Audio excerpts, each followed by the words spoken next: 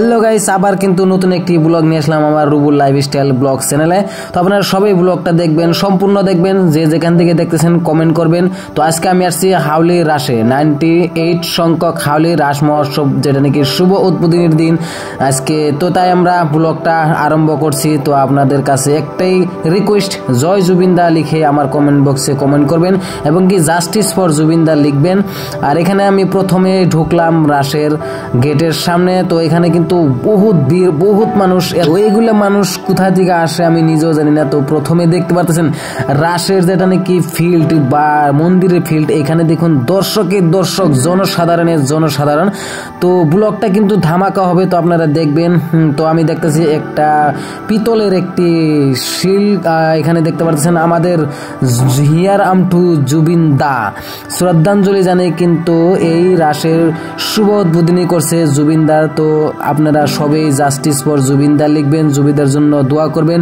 আমাদের হিয়ার আমঠু ছিল আসামের কণ্ঠশিল্পী, অনেক ভালোবাসার শিল্পী জুবিনদা ছিল। তো এখানে কিন্তু আলোড়ন হজ্জা প্রদর্শন করে কিন্তু এই রাস মহোৎসবটা উদ্বোধন করেছে। তো আপনারা দেখতে পারতেছেন এখানে কিন্তু সবাই মোবাইল নিয়ে তাকিয়ে আছে, মোবাইল দিয়ে ভিডিও করতেছে।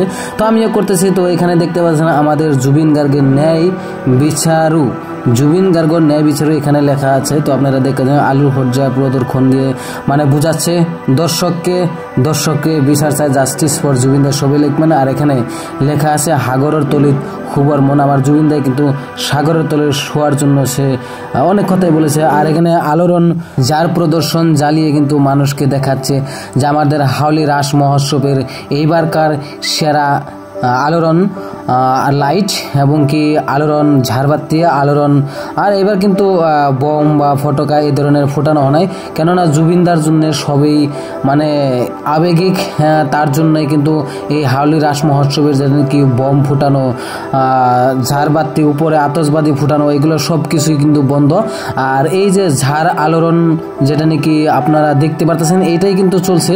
তো ওই বোম ফুটানো কিন্তু গাইঠা ফুটানো এটা বন্ধ। আর এদিকে যে ডোল যেটা নাকি হাওয়ায় আকাশের দিকে উড়ে যায়, এটাকে কি বলে আপনারা কমেন্টে বলুন। আর এখানে আমাদের দর্শক, হাউলি রাসের দর্শক দেখতে তো পারতেছেন এই হাউলি রাসের যেটা কি মন্দির, এই মন্দিরের উপলক্ষে কিন্তু হাউলি রাসের মহোৎসব হয়। আর এই মন্দিরটাই কিন্তু লাইটিং সাইটিং দিয়ে অনেক সুন্দর করেছেন, আপনারা দেখতে পারতেছেন।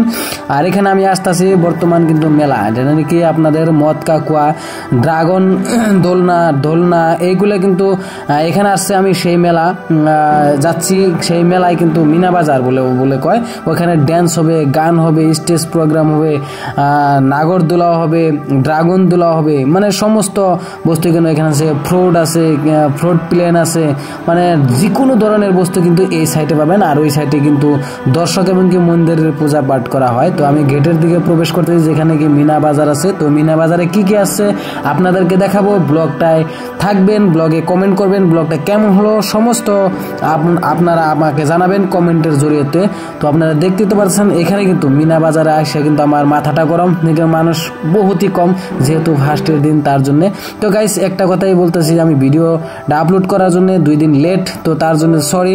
তো ভিডিওটা আমি কিন্তু 2 দিন আগে শ্যুট করেছিলাম। আর এখানে পিঠা স্টল এইগুলো মানে চাটা মানে পাওয়া যায়। আর এখানে মালা, বিভিন্ন ধরনের বস্তু কিন্তু এই মেলা বাজার আসছেন। আর ওইখানে দেখতেছেন মদ কাকুয়া, দোলনা আছে, নাগরদোলা, ড্রাগন দোলা, এখানে চায়ের দোকান আছে, খুবই সুন্দর। এখানে আমি উপর দিকে একটা মন্দিরের সিন নিলাম, লাইটিং অনেক সুন্দর লাগলো, ভালো লাগলো। আপনাদের কেমন হলো কমেন্ট করবেন। আর এখানে দেখতেন যে আপনারা ড্রোন শুটের মতন একটি শুট নিয়েছি আমি উপরের দিকে। তো এখানে কিন্তু আমি একটা বিল্ডিং এর উপরে উঠছিলাম, তার জন্য কিন্তু আপনাদেরকে এরকম একটি ভিউ দেখাইতে পারছি।